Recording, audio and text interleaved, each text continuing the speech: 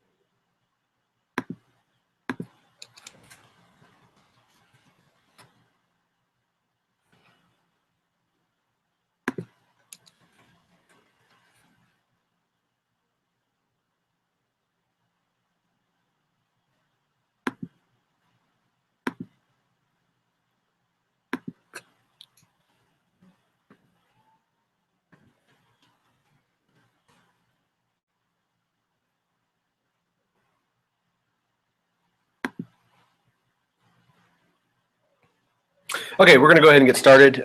Hopefully everybody's found us over here on the new one. Again, I apologize about that. I launched the previous scheduled Hangout on air, and had a browser crash problem. It would not let me rejoin it, so I had to rush make a new one. But anyway, here we are. I appreciate all you for joining me today. I want to give a few thanks here while we're here. I want to talk about Pioneer Seed. They gave us the grant to get this program started, so I want to give a shout out to them. And I want to talk about CropQuest out of Dodge City. They're an agronomy company. We went out there for a day, sat with them, and really learned a lot about kind of what we had made some assumptions, and they taught us a lot about the drones and what they do with them, and how they use them, how we might use them, and sort of the ins and outs of that. So I want to give a shout out to CropQuest as well. Two companies who are very instrumental in helping us figure this out. In the showcase, I put a couple of links there. We purchased our drone as a pre-built package. We had a Pelican case that it came in. We had remote control. We had a viewing TV, and so on. And we purchased that as a pre-built kit. But for anybody just starting out, you could also build your own for as little as a couple $100 with the same kit that basically this is built out of. And depending on what you attach to it, how many cameras you get on it, and so on, the cost goes up from there. So far, with the repairs I've had to do, from my own piloting problems. I spend about $20 in repair on parts, so the parts aren't outrageous. They're fairly easy to find online, so that's pretty neat. I'm going to go ahead and show you the drone that we have. I'll just hold it up here, and so this is a flame wheel F450 model quadcopter, and up here you see in these brackets here, that's where we can stick a little GoPro Hero camera. We can actually stick 2 of them on there, and with the cable that goes in between, it acts as left eye, right eye.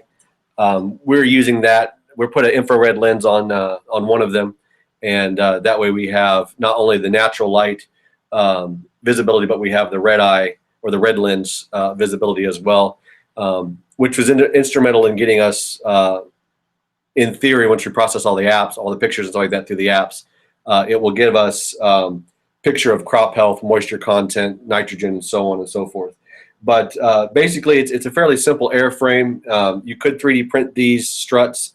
There's parts out there online that you can download the models for, but the 3D printed ones seem to be pretty brittle. And then these blades, they're called a 1038 blade. Basically, they're 10 inches long and 3.8 inches wide here, and they get a pretty good lift. I haven't completely load tested this guy yet, but things I saw online with a fully charged battery, they're getting about 3 or 4 water bottles lifted with that. So the lift capacity is fairly well, and it does everything we want to do with our 2 GoPro Hero cameras on there. This is our remote control here. It's kind of a generic remote control. It's a DX8 remote, and it's used for all hobbyists that do airline flying and so on. With this one for the quadcopter, basically you just make sure all the switches are up and forward, and you turn it on, pull the joysticks down into the center, and that launches, or that fires up the propellers. And then the left one here, I think it looks right to you, but it's left to me. The left is your throttle and yaw, and then your right is pitch and turn. So gives you complete control of the quadcopter as long as you stay connected. Now, I said yesterday we were going to go out and fly it, and we did. And while we were out flying, we lost control of it, and it went awry, and we had to come back and plow through a field. So what kind of drones are out there that can be used in education? I would say on the low end model, you're looking at something like a Parrot drone, the AR2 Parrot. That's a nice one because you can have your Parrot drone. It hooks up to your iPhone or Android device, and your iPhone Android device will connect to its Wi-Fi signal, and you control it and manipulate it that way. The other way you can do, the next level up would probably be the DJI Phantom. That's a real nice, compact, pre-built copter for you, and gets pretty good range. You've got some nice GPS features in that one. It's got a nice camera mount on the bottom of it for whatever camera you want to mount to it. And then there is the flame wheels that we went with. So here's kind of what we were thinking educationally as far as this drone and how it would go.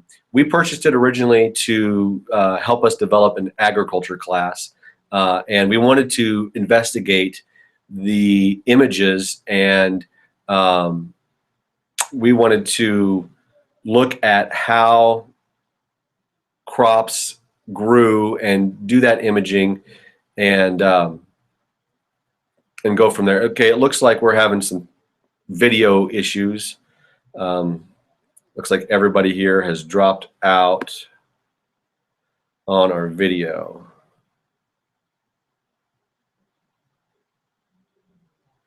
Well, okay, we'll see if I can redo this again without losing everything.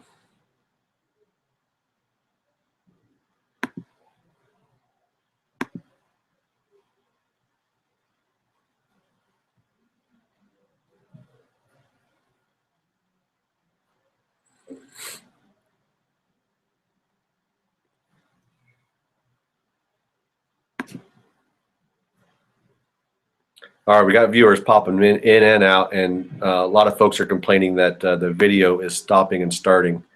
Um, let me check my bandwidth here real quick, just to make sure it's not an issue on my end. Because you just never know. There we have five. We have 5 viewers back. I think we're back in. Can somebody pop a question or a chat in there to make sure that you're all still seeing me again?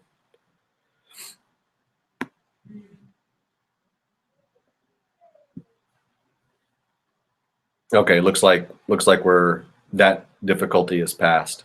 Okay, so what I was mentioning before, a lot of us got kicked offline and the video froze up, is how we wanted to use the drone in education, and we're trying to develop and further push our college career ready and our STEM program quite a bit.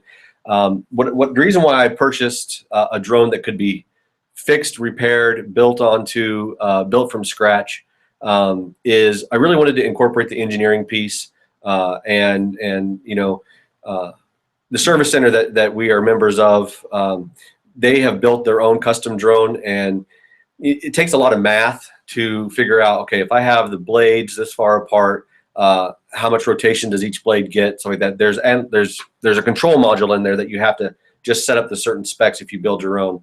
I like that feature. I like to be able to repair stuff. I don't want to just have to send it back in if I crash and break it. So that's really the deal there.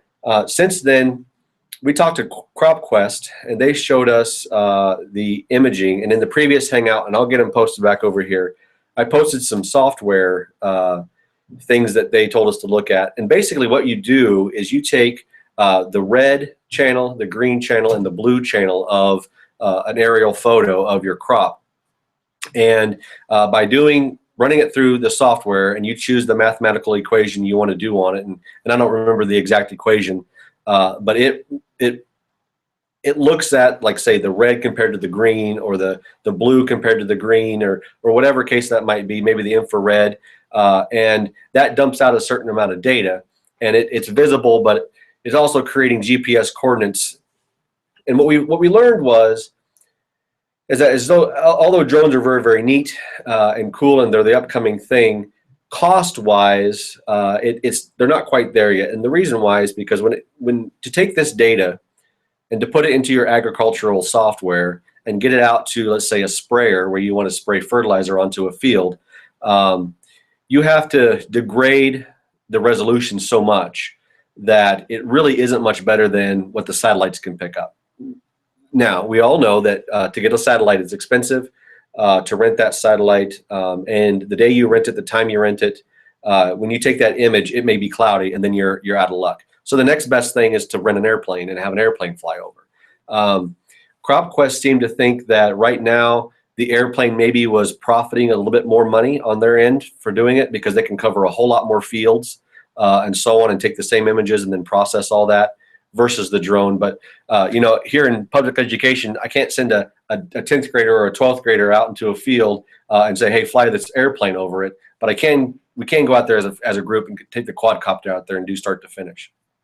So again, our original idea with the drone was for agriculture. Since we've got the drone, since we're doing it with agriculture, we started to think, and I started to think, well, how else can we use this? I've posted in the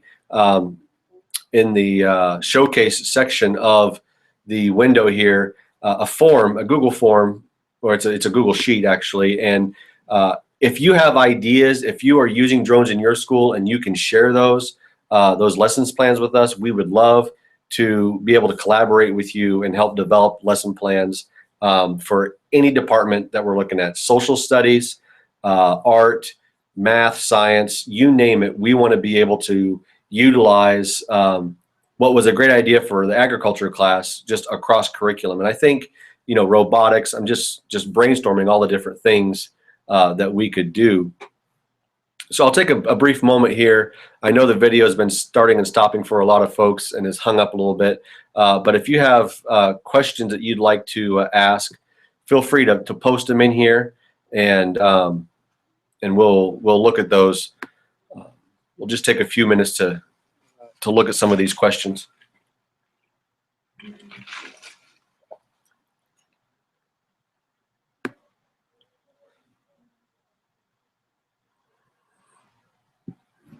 Looks like for most people, the video has stabilized as far as the video feed goes, so that's good. I'm glad to hear that.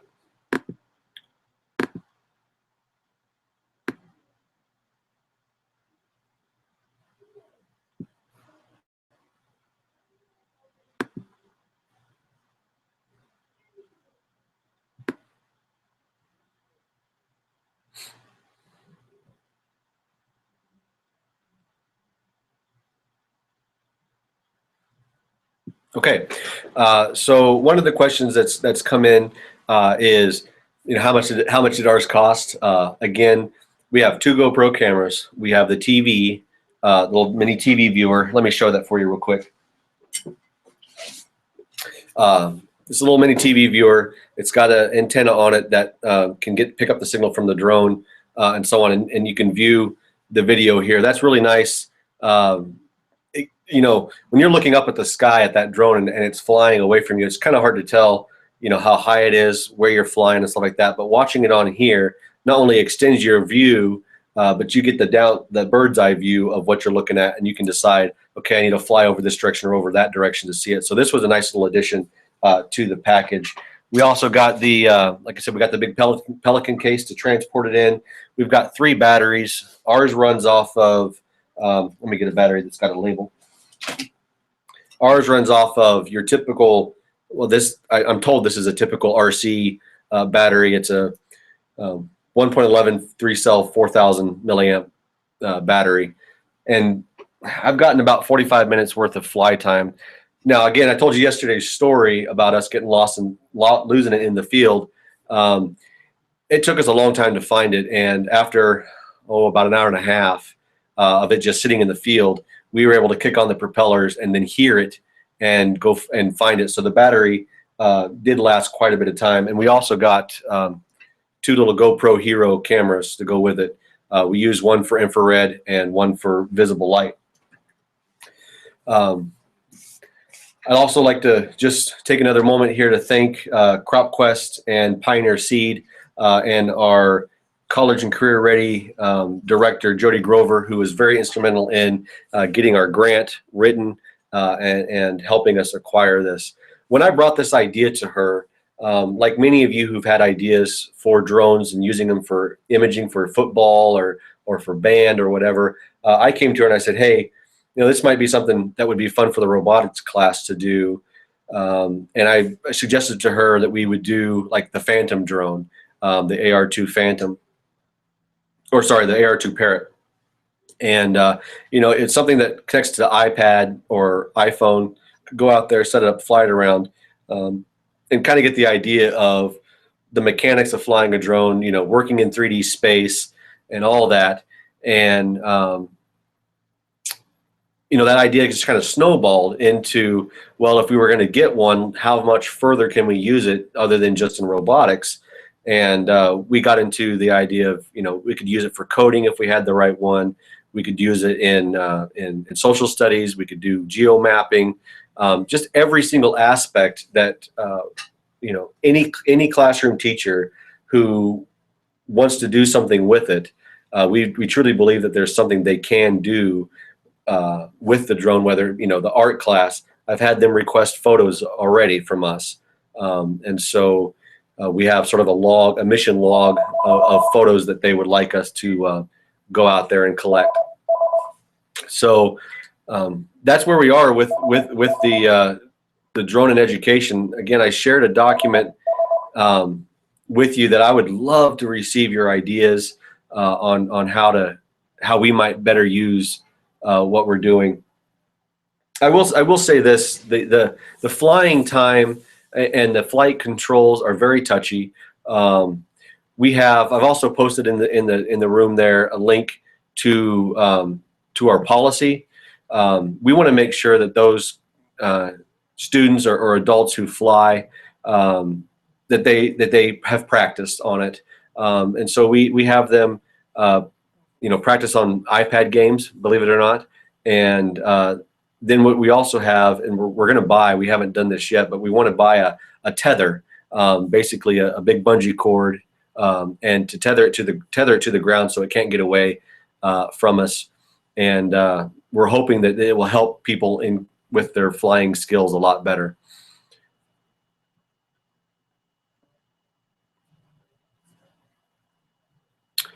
A question in the chat room here is how much extra income can a farmer expect per average? You know, that's a very interesting question, because it all depends. Like right now, yesterday we filmed a wheat farm, and other than realizing where they need to put more fertilizer, they're kind of dependent on the rain. They really don't irrigate out here in our part of the country for wheat and for canola, but you know, if anything that can increase your yield would be better. The FAA has put out some rules about the usage of that. As an educational institution, we're pretty much forced into education only, the hobby type flying. So that comes with some restrictions.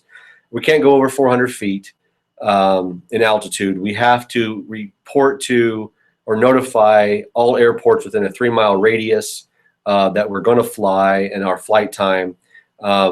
You know, in our area, crop dusting is a big deal, and so we try to let the co-op know, hey, we're going to be out here in these fields, and we want you to know, so you can alert your crop duster clients that, you know, there's other air activity going on.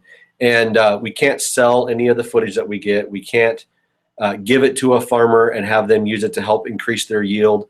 That's just not something that, as an educational institution, we are allowed to do in order to keep it all within the realm of the hobby type stuff. And that keeps us from having to deal with a lot of other legal situations. So what we're doing is, you know, kids who are in that track of looking at agriculture, we're just wanting them to experiment and see what all is out there. And they have that foreground knowledge when they, you know, go off to K-State or whatever, Oklahoma, wherever they're going to go to school, you know, maybe for an ag degree or something like that. And, you know, they have an idea that this stuff is out there, and they're not, you know, shocked by it when they see it.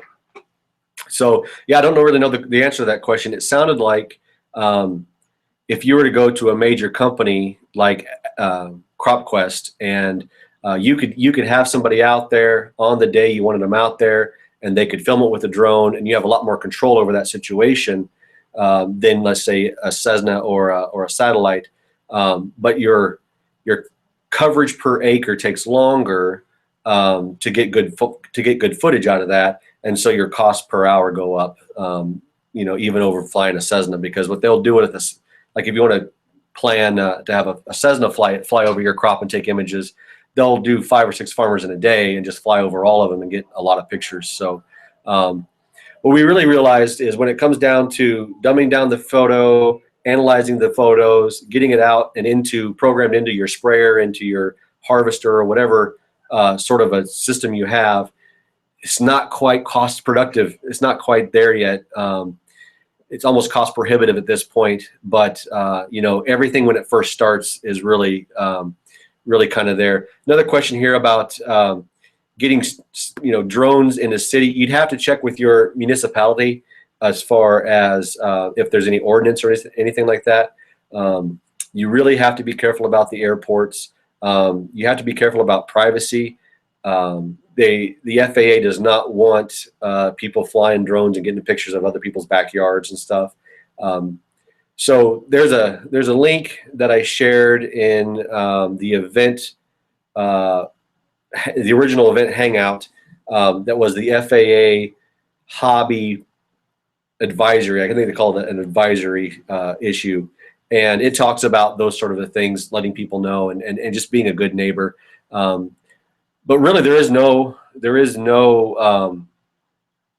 widespread rule about flying them in a city other than you being smart about it. Startup cost, you could start up for as little as about $500. That AR Parrot drone you can get for about, you know, depending on the sale price on Amazon for, you know, $299, $300 depending on the day, and that'll get you video. The one thing about the Parrot drone that you have to be aware of is it's streaming video and recording that video to your phone. But if you don't save that video before you lose connection with the drone for whatever reason, you lose all that video. So keeping connected with the drone and saving your video when you're done is key. I don't know that you could use a Parrot drone with its default camera to do the crop imaging, but you could certainly do all the other things like watching over the marching band and that sort of a thing. Our setup here with the entire package included, including a year of support, was $5,000. It was quite expensive, but again, when we were first starting out, I wanted something that was like custom made, so we could maintain it, we could custom make it. But I'll be honest with you, I had no idea how to build one, and I didn't have the time to put in to do all the math and everything like that to go out and just to a hobby site and start downloading and building them. So that's why, you know, I'm giving the shout out to the vendors that gave us the grant, because it really is. It's almost too cool not to pass up. Besides the cool factor, just every single piece that you can do. You know, I have my tech aides in here. They've taken the thing apart and inspected it all. They know, they've made a wiring diagram for us. They know how the thing operates and how the thing runs. That education is just priceless. And I couldn't have done that with like a Phantom drone from DJI. Although, you know, if you want to get started, if you're not going to do the Parrot, the Phantom's probably by far the most cost effective to get going. These hobby kits are really where it's at. And like I said, the Education Service Center, they were exploring building their own drone with 3D printed parts for less than $100. And really what it comes, the biggest issue with that is really just the control board that the remote control talks to. That control board is going to tell each blade how fast to spin based on the input from the joystick. And I know they've had some issues. Supposedly you can get a control board for just a couple of dollars, but it seems to be a bit more flaky and not quite as customizable. So your control is not as good with those. I think it's worth spending the money to get going, and then, you know, be very careful how you would fly it. I'm just taking another quick look at the questions through the queue here.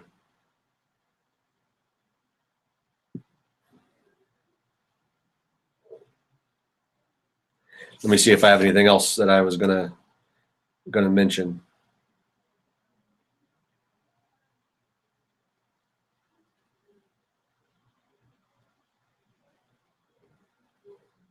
I think that's really about it. You know, I had scheduled this to be an hour and a half. I didn't know how long it would take for us to talk about what we wanted to today. I definitely appreciate every one of you for joining in and watching with us. I think that, you know, it's more than just a novelty. I don't know that it's quite on par as a mandatory thing yet, but you know, look, we're always looking for something in our schools to reach out to that section of the population that just is having a hard time finding their motivation. And you know, this has a really cool factor to it, and it can be used in any piece of education you want to. I know, you know, you could go out to a historical site and with permission you could fly over and get to capture the footage and then, you know, create a broadcast on that. You could use it in band, marching band, watching over your band. You can use it in you know, we're using it in science along with agriculture to try to discover, you know, botany and that sort of a stuff. There really is almost no limit to it. You know, I don't know about, I don't know, Joshua, if there's I think that was Joshua who asked that question. I don't know if there is a whole lot of science grants for weather, but that's very interesting. I do know that that weather collection instruments are available for these, especially these more hobby type ones, I guess. There's all sorts of modules that you can plug in and send data back and forth. You could actually overload the drone quite easily. I'll pick mine back up and just kind of and show a little bit. As you can see here on this end, there's a cargo bay that's closed off by the housing, but the two GoPro cameras sit up here. That could very easily be, you know, some sort of instrumentation reading it or anything like that. The key really is, and down here, I've got the blades taken off so it fits in the box. But down here is where the battery, that big battery slides into. And as you might start to think, well, that battery weighs 2 pounds. Those GoPro cameras aren't light. You really got to think about the instrumentation that you place on here and the weight ratio. Are you balancing it within a certain rate ratio? And that helps your copter have better control, because it does try to gyro stabilize itself. I haven't flown this thing in anything above 10 miles an hour in wind. I was just nervous about losing control of it. But they are programmed, at least this one is, the control board is programmed to gyro stabilize itself. So if it is a little windy, you're not with the controls trying to keep it level. It will keep it level for you.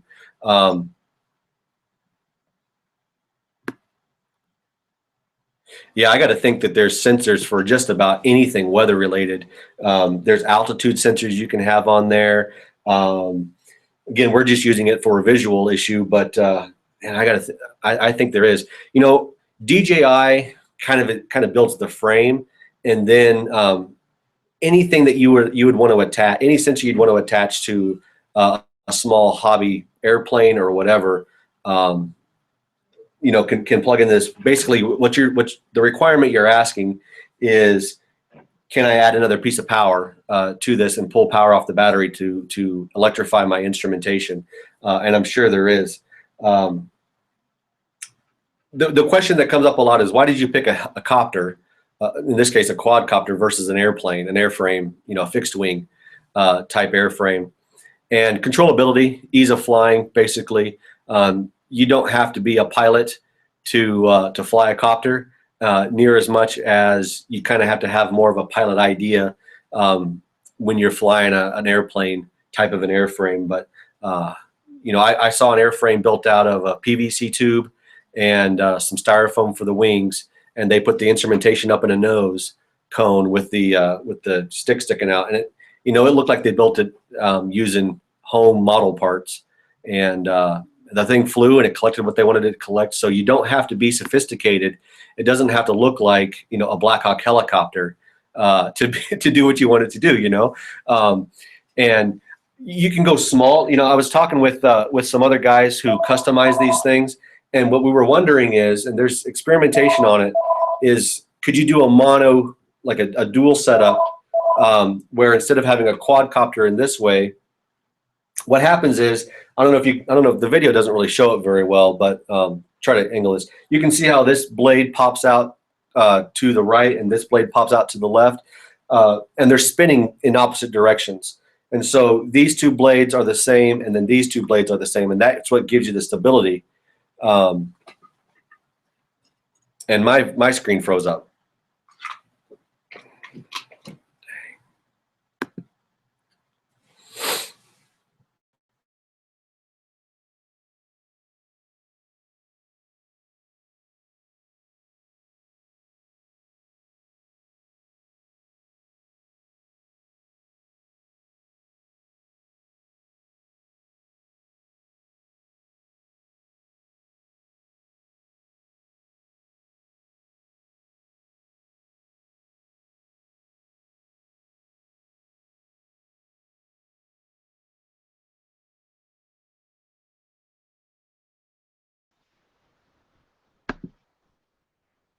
Okay, I'm back. Sorry. Firefox crash again. At least I got back in this time. What I was talking about was we were discussing, could you mount one this way and then on the back side of here mount another one, and have it stabilize itself that way so that you're not, so you can counteract the torque. And I got to think that you would just simply have to rotate, how would you rotate and how would you configure the blade? I think you could rotate it the same way, but you put the blade on backwards, so it was still pushing air down. I'm really not sure. Again, I don't want to pretend like I'm an expert at this at all. We started this program. We got the grant back in late fall. I ordered the drone. It came here. I flew it inside a couple times, and we've flown it outside. And I spent my winter doing research on the agriculture piece, so we could kind of get a little mini class going this spring. I'm still so brand new to it. I focus really on the parts and just the agricultural side. So.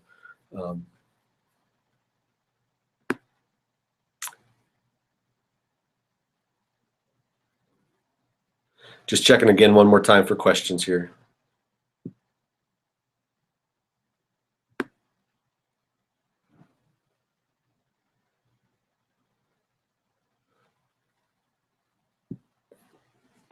Okay, I think that really about wraps it up. That was all the information I had to share. I really do enjoy this discussion. Our video seems to keep freezing and locking up. Looks like we got most everybody back again. Feel free to post again more questions in the chat room, and we can continue the discussion here.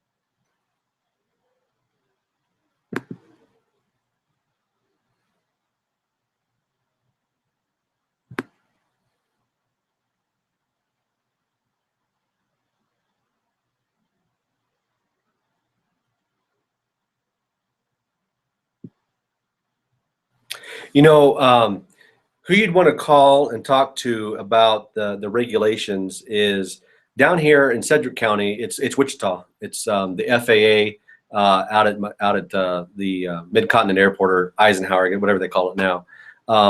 If you are up in Salina, I would imagine that you'd want to contact the little airport there, Salina. They probably have an FAA rep that you could speak with about those rules.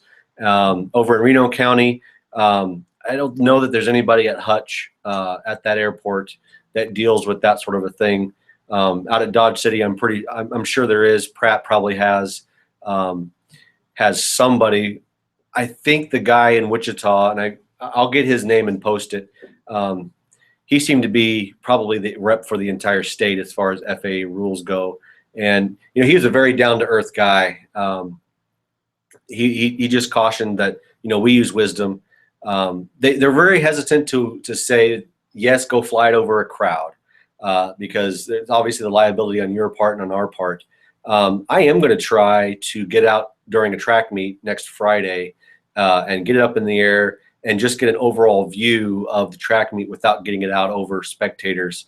Again, I've lost control of mine before. I think it was power lines or cell phone tower signal, something disconnected my remote from the drone, and that's why I was tromping through a canola field yesterday looking for it.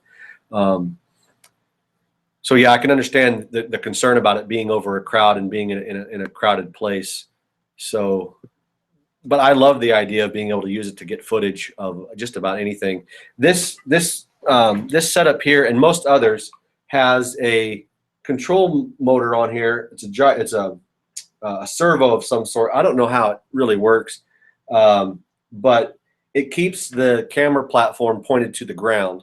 And I know the Phantom one, I believe the Phantom remote actually has a camera yaw control on it, so you can point it up, down, and you have to actually move the copter to get the camera angle to change, but you can adjust it up and down for viewing that way. The Parrot drone, basically where that nose is pointing, that's what you're filming. There's no camera control. It's kind of a little built-in mini cam, kind of like pointing your phone around. There's not a whole lot of stuff to that. So I really do appreciate you all joining us today for this. I do totally apologize about the technical issues. I'm sure we're all aware of those things in our jobs. So thank you.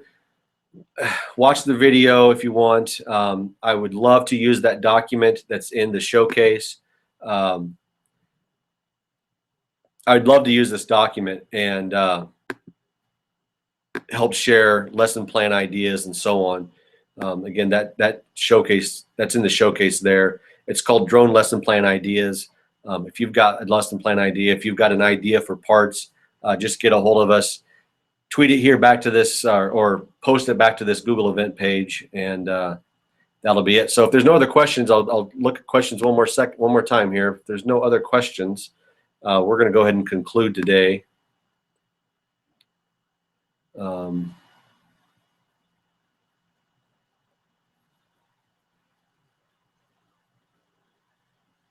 Yeah, Ted, you're welcome to come around at the track meet tomorrow. That's you're more than welcome to come and check that out.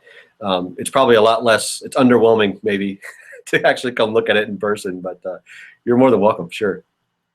Okay, looks like that's it for the questions. We're going to go ahead and conclude with this, and thank you all for joining me. We'll do this again in probably sometime this summer, maybe towards the fall, as we take our 8th graders through it.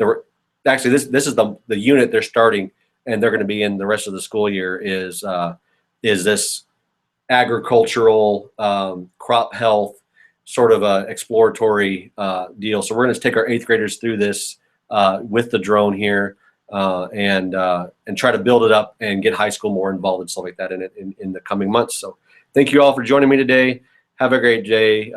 You can follow me on Twitter if you want to, ZERACOMM, and you can follow me here on Google Plus as well. Have a great one.